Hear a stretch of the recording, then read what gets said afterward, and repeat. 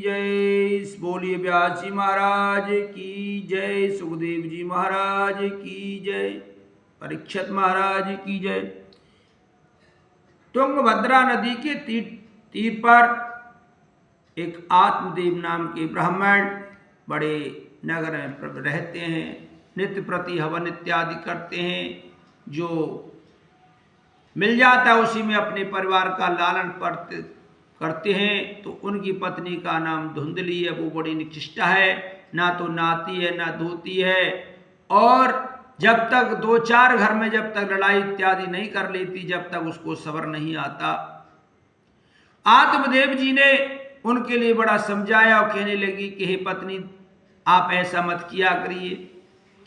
उन्होंने अपने पुत्र प्राप्ति के लिए बहुत सी धन दान की वृद्धि की, बहुत से ब्राह्मणों को हवन इत्यादि कराया, फिर भी कोई उनके यहाँ कोई संतान की प्राप्ति नहीं हुई। तो एक समय पर जब थकित होकर के वहां ने कहा कि या से तो हम मर जाएं तो ही ठीक है, हमारे कोई संतान की प्राप्ति नहीं है। हमारे बुजुर्गों के लिए जब सूर्य के लिए अर्घ देने के लिए, पिंडदान देने के लिए कोई संतान की प्राप्ति नहीं, तो क्या करना है। ऐसा मन में विचार करते हुए और जंगल के लिए जाते हैं। इधर नारायण अपना प्रभु का स्मरण, अपने गुरु मंत्र का जाप करते हुए चलते हैं। तो वहां क्या देखते हैं, आगे चल करके एक सुंदर सरोवर है। और सुंदर सरोवर में एक बट वृक्ष के नीचे एक संत बैठे हुए हैं।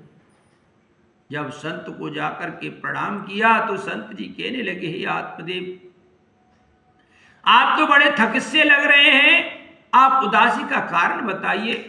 उसी समय पर कहने लगी कि प्रभु क्या करूं, जिस गाय को पालता हूं वो गाय दूध नहीं देती, जो फलदार वृक्ष लगाता हूं वो फल विहीन हो जाते हैं, तुलसी का वृक्ष लगाता हूं वो सूख जाता है। मैंने नाना प्रकार से अपना आधा धन तो और दान पुण्य में ही बिता दिया, फिर भी मेरी कोई संतान की प्राप्ति नहीं हुई। तो क्या कि उसी समय पर ने अस्तिक रेखा मस्त रेखा ऋषिदेव कहने लगे कि महाराज, आपके इस जन्म की चलते का आपके 7 जन्म तक कोई संतान नहीं। उसी समय पर आत्मदेव जी कहने लगे कि प्रभु, अगर मेरे संतान की प्राप्ति नहीं हुई तो मैं आपके सामने ही अपना शरीर पूरा कर दूंगा।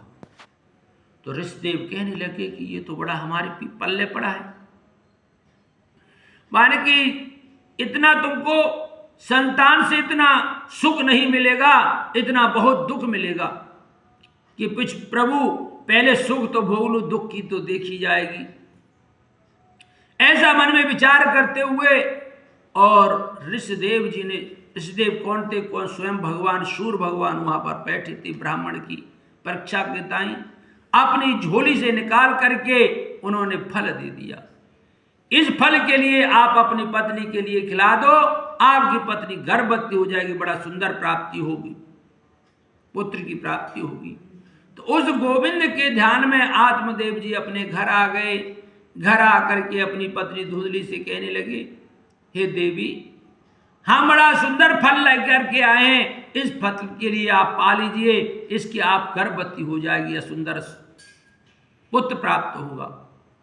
धुंधली ने अपने नाना प्रकार से विचार करने लगी, अगर मैं गर्भवती हो जाऊंगी, अगर इस गांव में आंच लग गई तो मुझ पर भागा नहीं जाएगा, मैं इसमें मर गई तो बड़ा अच्छा नहीं होगा।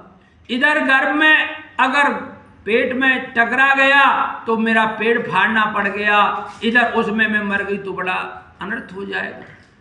ऐसा मन में विचार करती हुई वो धुंधली ने वो फल तो खाया नहीं। इधर उनकी बहन आ जाती है। बहन कहने लगी कि देखो, मैं गर्भवती हूं, मेरा पति लालची है और मेरे पति के लिए आप कुछ धन दे देना और आपके लिए पुत्र मिल जाएगा।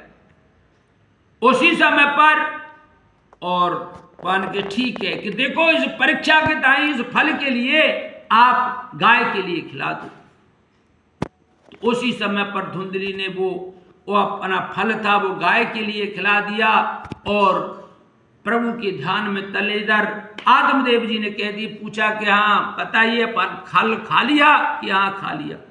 उसी समय पर नाना प्रकार से ढोंग इत्यादि रचने लगी। तो 10वें मास में और एक पुत्र की प्राप्ति हुई।